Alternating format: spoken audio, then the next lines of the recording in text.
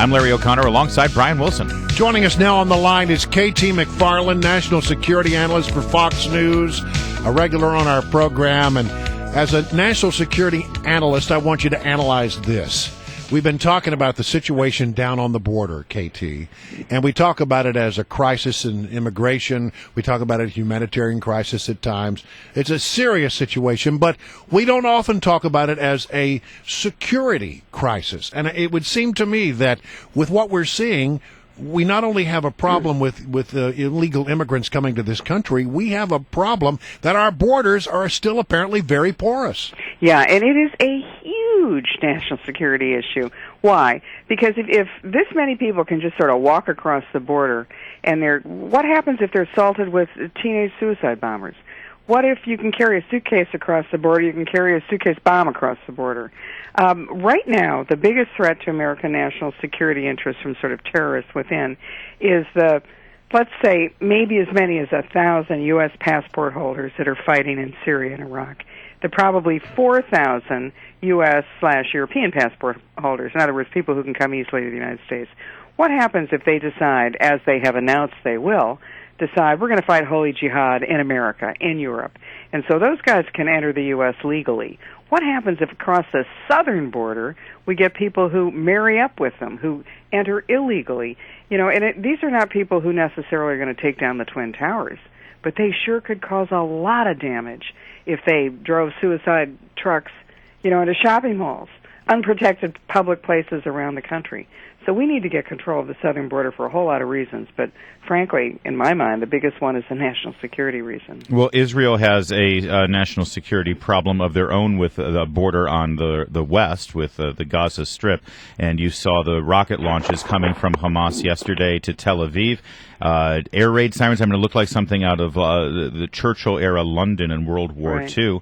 And now they're being admonished by the administration to show restraint in any sort of response. How do you show restraint against Hamas, a terrorist organization that has vowed the destruction of that nation?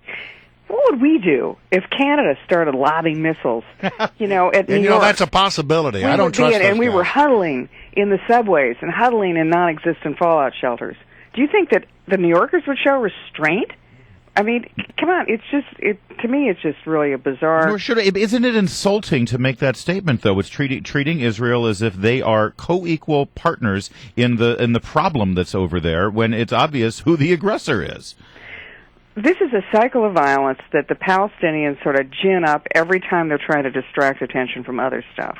They gin it up by having an incident. So in this case, it was 3 teenage boys were snagged, kidnapped, tortured, murdered.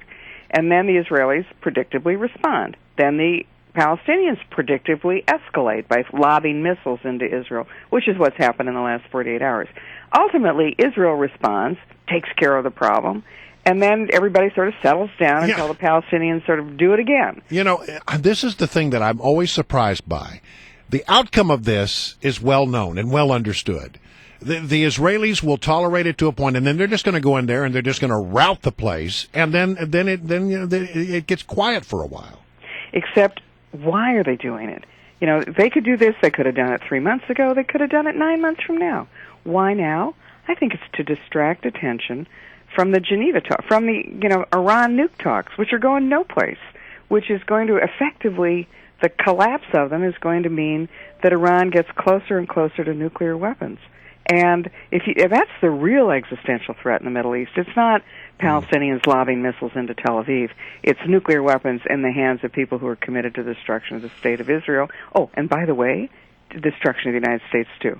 What about the situation in Iraq right now? We have some advisors going in, watching the situation. It doesn't seem like things are getting much better there. No. And the calls on the part of some, well, we've got to go back in, or we've got to go somehow provide air cover or drone strikes. Wait a minute, whose side are we going to go in on now? We got 2 choices in Iraq, and that's either ISIS, which is another kind of Al-Qaeda, or Iran. Now, wait a minute, isn't Iran the guys who are about to get nuclear weapons? Isn't Iran the group that's, allied with chemical weapons touting Assad of Syria? There's no side in here. We want to win. So there's no place for an American military involvement. On the other hand, that's not an excuse to do nothing, because that fight is coming to the United States. Those fighters, some of whom are going to potentially come across the southern border. So we need to, A, secure the southern border, B, get really serious about homeland security and looking for people who are not, and stop being so politically correct about everything. Then we got to treat Granny the same way we treat some guy who's gone multiple times to the fighting in Syria. And then finally, why are these guys able to do this fighting? Why is the Middle East, A, so important to us and so rich? Because of Arab oil money. There are two ways to kill a snake. Chop off his head, starve him. I'm all for starving him, which means energy independence in the United States. Let the Middle East no longer have Arab oil money to throw around and spend on frivolous things like terrorists.